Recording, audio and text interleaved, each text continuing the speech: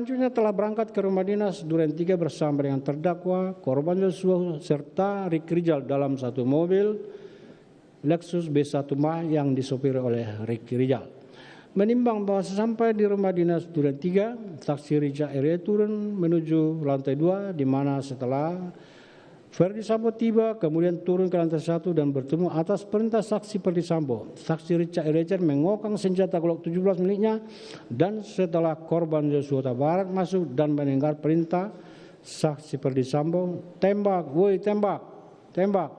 Saksi Richard Eliezer menembakkan senjata 3-4 kali ke arah korban Yosua Huta Barat, sehingga korban oleng dan terhempas tertelungkup yang dilanjutkan penembakan oleh Verdi Sambo. Menimbang sebagaimana telah ternyata Putri Chandrawati juga mengetahui serta menghendaki korban Yosua Huta Barat hilangkan nyawanya sejak rumah Saguling, di mana saksi Verdi Sambo bicara dengan saksi Richard Eliezer. Bahkan ketika Richard Eliezer menambah peluru dalam magazin Glock 17 miliknya, termasuk telah berangkat ke Duren 3 dengan alasan isolasi, sehingga korban Yosua Huta Barat juga ikut berangkat. Dan kemudian setelah sampai di rumah dinas Duren 3, saksi Putri Chandrawati masuk kamar ganti pakaian, tidur dan menangis. Padahal tindakan tersebut saksi Putri Chandrawati lakukan hanyalah pura-pura belaka menunggu korban Yosua Huta Barat dihilangkan nyawanya.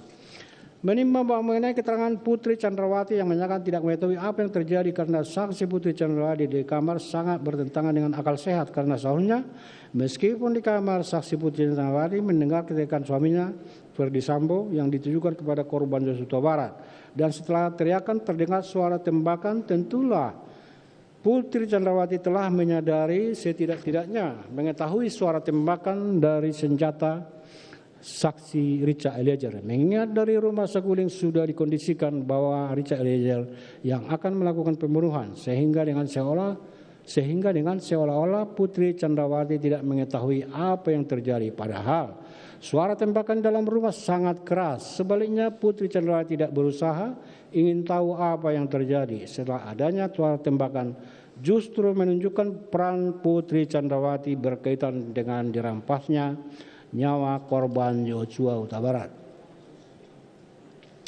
Menimbang bahwa dari fakta-fakta yang terungkap di persidangan, ternyata menurut yang diskenariokan, keberadaan masing-masing saat terjadi penembakan yang dilakukan adalah sebagai berikut. Bahwa posisi Richard Eliezer berada di tangga hendak turun dan tembak-menembak dengan korban Yosua Huta Barat. Dalam kurung, padahal senjata korban Yosua Huta Barat sudah diamankan sejak dari Magelang. Dalam kejadian tembak-menembak tersebut, korban Yosua Huta Barat meninggal kena beberapa tembakan, sementara saksi Richard Eliezer tidak mengalami luka sedikit pun.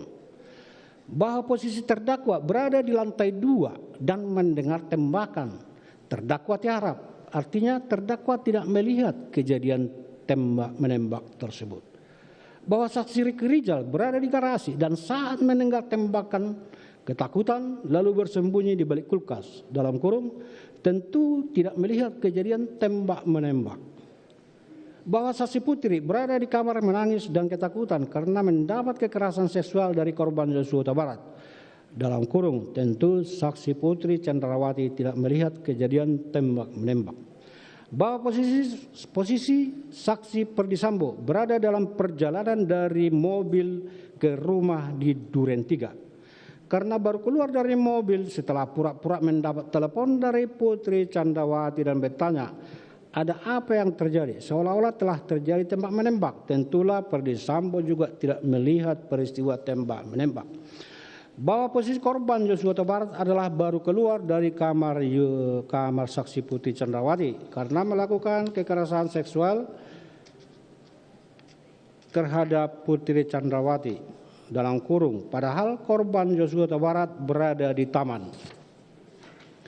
Menimbang bahwa jika skenario sebagaimana diuraikan di atas benar-benar dijadikan sebagai suatu kejadian dalam mengungkap kasus ini, tentulah yang paling bertanggung jawab atas peristiwa tersebut adalah saksi Richard Eliezer. Menimbang bahwa sesaat setelah korban Yosua Huta Barat meninggal, para saksi